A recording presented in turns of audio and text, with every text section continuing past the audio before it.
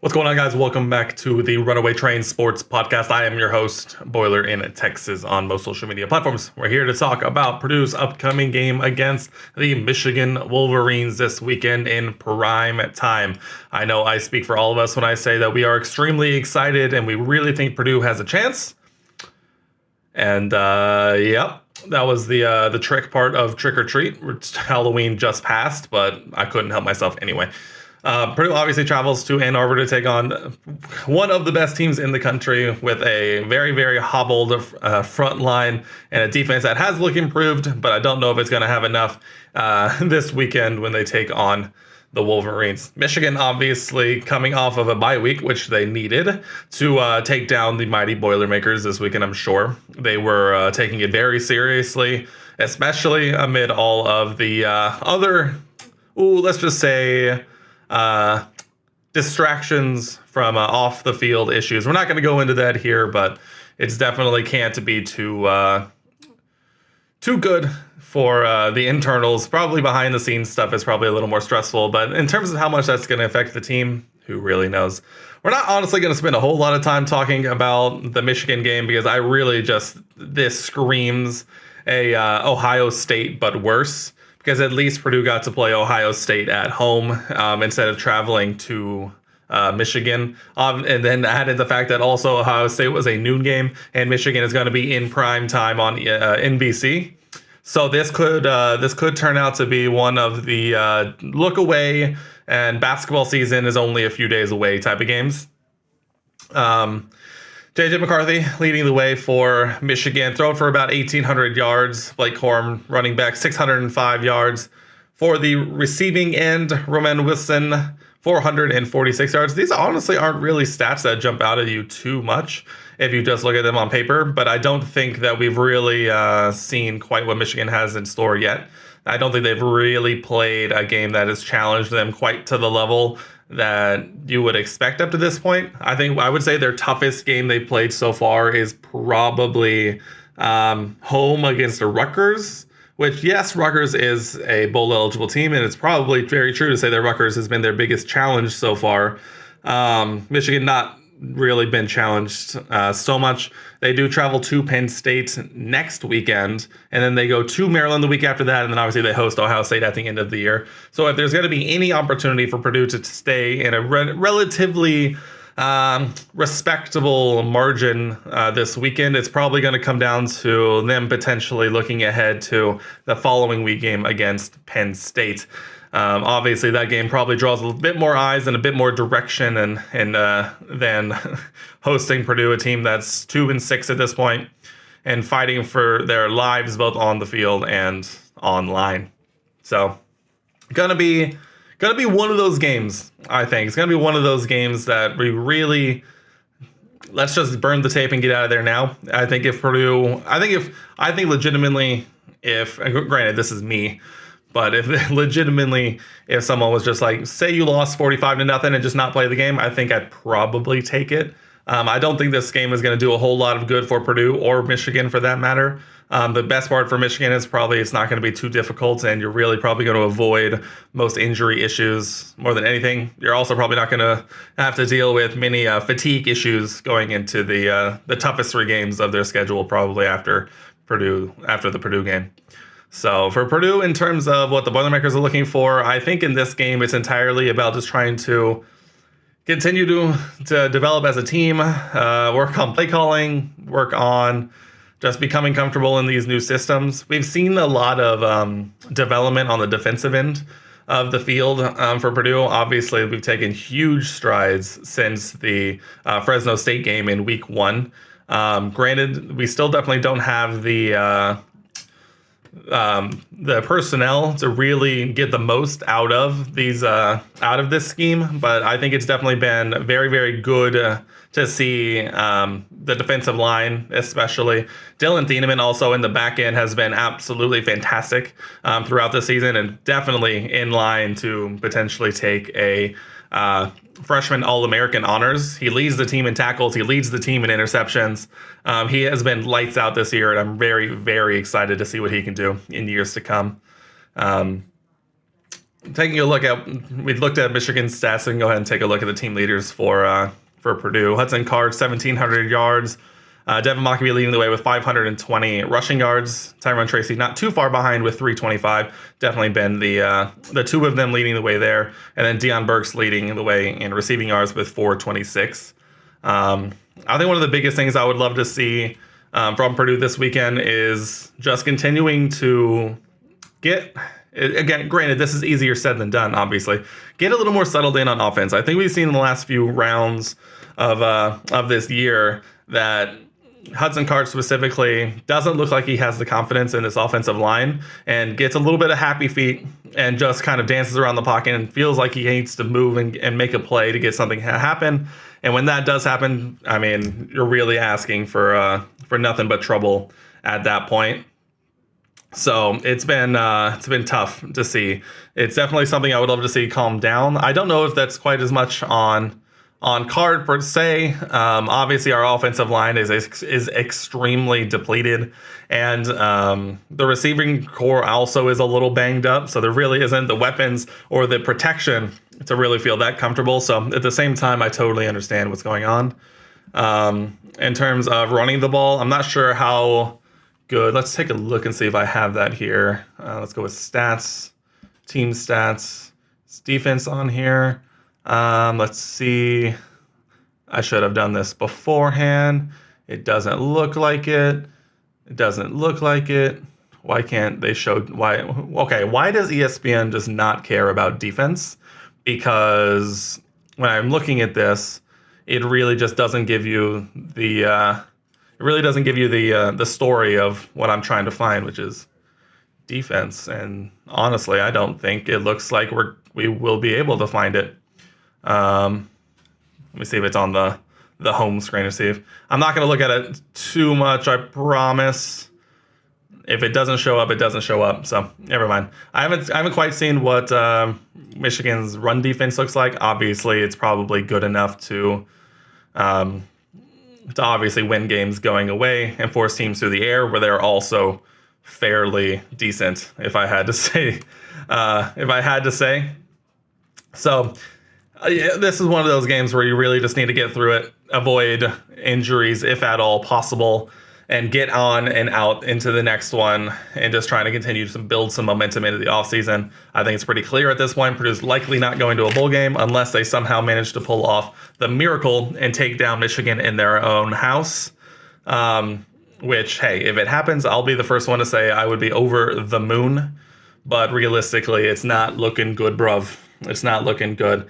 That said, once we'll lend ourselves the opportunity to take a peek past Michigan. Purdue has 3 very good games to kind of hopefully stay a little bit competitive. Minnesota at Northwestern and then home against Indiana.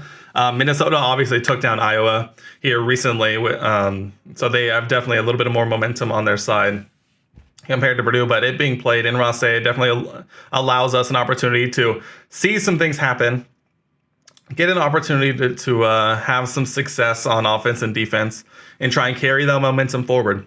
I said this on Twitter that I think the only thing that Purdue needs to focus on the rest of the way this year is to continue to build momentum into the offseason and continue to build the momentum for development and cohesiveness and just look good. Because the last couple of games, they just have not looked very good. And obviously, Ohio State will do that. But playing at Nebraska and look fairly listless throughout that one, showing flashes down the stretch, but looking fairly non-effective on offense is definitely not the way we want to go into next year. So that Minnesota, Northwestern, Indiana stretch is going to be key, I think, for going into the offseason and potentially having some momentum from this group. But all right, I'm already tired of talking about the Michigan game, and Purdue football is kind of at a weird crossroads point where we really just need to see some positives going forward. This season was always going to be tough with this schedule. I know a lot of us, myself included, we're not quite expecting it to be this down, but injuries have definitely been the story of this season, and that one's absolutely tough to see, just because when it's injuries, it's really hard to, that doesn't really show up on paper when you're just looking at a record or results. It's really tough because these guys can be going out there and putting in their absolute, highest effort, but it just might not be enough to to their level or development. So it is what it is at this point. Michigan is definitely going to be, I'm going to put it on. I'm going to support our Boilers, but it could get ugly, and it could get ugly early. Let's go ahead and briefly take a look around the rest of the Big Ten this weekend, see if there's anything interesting going on, and see if there's some games to watch. Starting at the noon slate, we have Ohio State visiting Rutgers, which I don't think is necessarily going to be a close game, but it could be a sneaky fun one to watch if Rutgers gets a little feisty at home. Rutgers obviously 6-2, 3-2 in the Big Ten. Definitely nothing to shame Rutgers about with this year, but that one could be a sneaky fun one just to throw on in the background. The next game we have at 11 a.m., Wisconsin at Indiana. Indiana, similar to Purdue, just not having a good one this year. They went to Penn State last weekend and kind of threw away, not necessarily that I think they were going to win, but they had Penn State kind of on the ropes and just kind of didn't do what they needed to do to give themselves a real chance. So we'll see what they look like coming out against Wisconsin. Our last nooner, Nebraska at Michigan State. Michigan State having, again, just a very, very down, very bad year. That one, I think Nebraska probably should win. But, hey, it's on the road in the Big Ten, and you never know what's going to happen. Penn State travels to Maryland. Absolutely should watch this game. Maryland, obviously, is no longer in September, so the results you're going to get from them are going to be mixed. But who knows? They might have been overlooking Northwestern last week on their way to Penn State. And so do they come out on fire, or do we see, non-September Maryland show up once again, and so we see Penn State roll? I don't know, but I'm looking forward to finding out. A couple more games in that 3:30, that mid-afternoon slot. We have Illinois at Minnesota. Illinois obviously shown a little bit of life here recently in the last few weeks. That one could be a little bit interesting to watch, depending on if Minnesota can continue carrying that momentum that they had. The last mid-afternoon game, Iowa at Northwestern. Northwestern obviously took down Maryland last week. Iowa just announced that offensive coordinator Brian Ferentz is not going to be retained for next year. So the real question is, what does that look like? Iowa obviously has one of the most elite defenses in the country, and potentially comboing it with one of the worst offenses in the country is always an interesting watch. I'll probably throw it on a second screen just to see what's going on. And then the only night game is Purdue at Michigan. So tough. Couple of good, decent games around the Big Ten, and a tough one for Purdue. The last thing I want to touch on in this episode is we mentioned Purdue played their second exhibition game tonight as of recording. Surprise, surprise, it is the Wednesday that Purdue played Grace College. Purdue ends up walking out with a 98-51 98-51 point win over Grace College. And Purdue, I think if I did my math correct, I'm looking at the box score here, played 17 guys in this one. Every single person got 15 guys got at least 2 minutes, and the two remaining guys at the end of the bench almost got a minute each. So 17 guys get in the game. It looks like of the core, what is that? Probably 12 all played at least 10 minutes, with Camden Heide actually leading the way with 21 minutes to his name. This was a game that obviously, compared to Arkansas, Grace College, while they were one of the better NAIA schools last year, definitely didn't have the size or skill to really compete in a full game with Purdue in this one. So we saw a lot of very odd lineups. This is one that, Matt Painter was throwing out lineups that nobody could possibly think of, trying to just see what worked and see who could get going. Let's see. Where's points? Zach Edey ends up leading the way in this one with 19 points, 9 rebounds, a couple of blocks, a steal actually, and obviously led the way in fouls drawn as well. He had a very relatively inefficient night compared to his normal output last year. 6 of 12 from the field. Took a 3. Very exciting to see that. Took a 3 to the surprise and adoration of the Mackey Arena crowd. Unfortunately, didn't fall, but apparently it looked pretty good. 7 of 9 from the free throw line. Definitely a solid day from Zach Edey in there, who tallied just 17 minutes in this one. Let's see, taking a look around, Braden Smith, also very efficient day, 11 points, 4 of 9 shooting, 3 of 4 from 3, 5 rebounds, let's see, 6 assists and a steal. Definitely a very productive day from Braden Smith. We saw him get a very aggressive early, hunting that 3-point shot off the pick and roll with Zach Edey.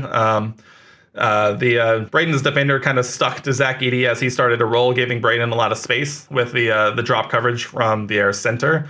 And he took advantage of that a couple of times pretty early to bang home 2 of his 3 threes and got 1 later as well. Another guy that we were happy to see kind of get going in his first outing at Mackey Arena in front of a sold-out crowd, Lance Jones, the Southern Illinois transfer, put up 13 points, 3 of 6 from 3, which I think is very much exactly what we need from him. It looked like he probably could have had even 1 more than that. Ends up with 5 of 8 from the field, 3 of 6 from 3, 3 rebounds, 2 assists, and a steal. We saw him kind of be that guy we want him to be, that big physical defender, as well as being able to hit some tough threes at the same time. Happy to see him kind of have success in his first outing in Mackey. Let's see. Trey Kaufman-Wren, if you look at just the stat sheet, had a pretty tough outing. He only went 1 for 2. He ended up with 2 total points, 2 assists and a steal. His 2 points end up being a transition dunk, which, hey, I'm never going to say no to a Trey Kaufman-Wren transition dunk. But we'd like to see him kind of get going a little bit more. We saw over their international trip over the summer him kind of be the guy, but obviously that's with a lot more of a different look to the lineup, with Zach Edey obviously not there when he was playing for Team Canada. And so it'd be interesting, and I'm excited to see what he can do as the season kind of gets rolling and he kind of settles back into himself. We saw last year that it took him a few games into the season, obviously playing as a redshirt freshman last year, to kind of really settle in and find his game. I'm expecting we'll see something similar this year. Give him a few games, especially working into the lineup with Zach, playing alongside Zach Edey. I think we'll see him kind of come around to what we were seeing over the summer, but right now, definitely struggling a little much, and he kind of needs to get going a little bit. Fletcher Lawyer had an okay game. He ends up going 1 of 5 from 3. One of those being the end of the first half look that was about halfway down and out. But he made up for it with a couple of other plays driving to the basket. We'd obviously like to see him, get a little more right with the 3-point shot, but at this point, he's also still kind of working into the end of the year a little bit. And while I agree that he does need to get, a little more efficient from beyond the arc, we definitely see him do more things than just 3-point shoots. So I think that's important to keep in mind as well. We could talk about any number of these guys. Miles Colvin had a bit of a tough outing. He played a little bit more run in this one, almost 16 minutes, which I think was good after not seeing him too much versus Arkansas. You can definitely tell that he's still working into the speed and pace of the college game, especially the level of demand that Matt Painter and his coaching staff, kind of require to see the floor. He struggled a little bit on defense, but and he also struggled behind the arc, going 0 of 4. But we saw him make a couple of moves, getting a turnaround jump shot and a little mid-range jumper from the corner on an out-of-bounds play. So I think he's definitely going to be the type of guy to watch towards midpoint of the season as he continues to acclimate to the college game. So a bit of a tough one to see, but I mean the potential on this kid is still sky high, if we're being honest. Let's end it here. Willie Berg getting some good run in this one, 11 and a half minutes, ends with 11 points and 6 rebounds. Very productive outing for Willie Berg. Obviously playing a little bit more down the stretch to end up with his final tally. So very, very good to see him get some run, continue to see him develop. And I think even compared to the international trip, he looked a little bit better in this exhibition. I'm definitely looking forward to seeing him continue to develop into this one. So all things considered, let's take a look. Purdue finished 34 of 77 from the field, 8 of 27 from 3. But I did the math. I think that comes out to about 29%. But looking down the order, if you take out, Zach's 3, which was taken pretty much with the game in hand, and then a couple of the other guys down the stretch, who just kind of all couldn't get it to go. Brian Waddell put one up. Will Berg put one up. Chase Martin put one up. Those were all kind of, when the game was already well in hand. I think I took out about 4 or 5. When you take out 4 or 5, you're pretty a lot closer to 37% shooting, which I think is a lot more about what we need them to look like. In the first half, they shot 43% from 3, which is exactly what we need them to do. In terms of free throws, we went 22 of 27. Never going to be mad about that. And let's see. Purdue ends with 19 assists on 34 made field goals. I'd kind of like to see that number get up a little more, but at the end of the day, I'm not going to be too mad about a 50-something odd point win in an exhibition. So the season is coming up. It's coming up nice and soon. Only a handful of days between now and game 1 against Samford. I'm so excited. Keep an eye out on the YouTube channel for my official Purdue basketball predictions video. I'm working on it right now, compiling those. I'll probably start recording that over the course of this weekend, and probably look for that on Saturday, if I had to say, if you're trying to find a break from Purdue football. But I think that's going to wrap it up for me here in this one. Thank you so much for coming and hanging out. If you're listening to the audio-only version of this, go ahead, follow the show, leave a rating. Let me know what you think. And if you're interested in watching the video version of this, you can head over to YouTube at Boiler in Texas. And if you are watching this on YouTube, go ahead, hit that subscribe button down below, turn on notifications so you don't miss a single upload. We'll be back after Purdue's game against Michigan early next week, and we'll start preparing for Purdue basketball to get up and moving. That's going to do it for me here in this one. I appreciate you guys. And until the next one, as always, boiler up, hammer down, hail Purdue.